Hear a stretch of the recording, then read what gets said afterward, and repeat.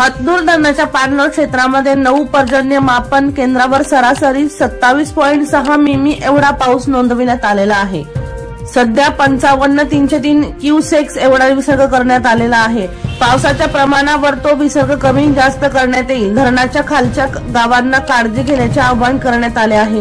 हतनूर धरणाच्या पाणलोट क्षेत्रामध्ये मोठ्या प्रमाणावर पाऊस सुरू असल्यामुळे हतनूर धरणाचे दरवाजे उघडून मोठ्या प्रमाणावर पाण्याचा विसर्ग तापी नदी पात्रात सुरू करण्यात आलेला आहे।